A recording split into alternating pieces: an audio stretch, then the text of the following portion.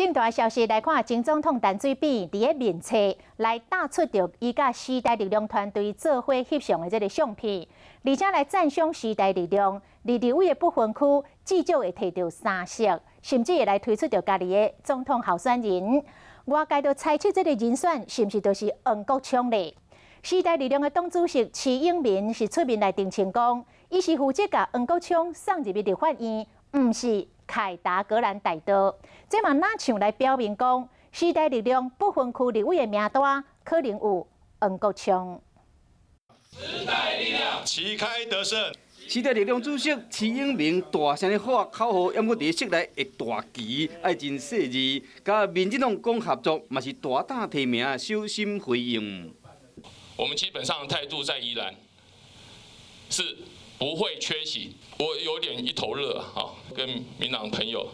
能把我们改革护台的想法提出来。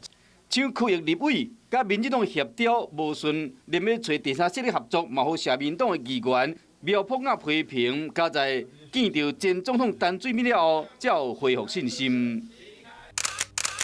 但前总统面册有铺相片，证实徐永明有带团队27来3见。但前总统先感受实力已经活起来啊，所来学老不分区至少摕3席，甚至有可能推出总统候选人，敢讲是黄国昌。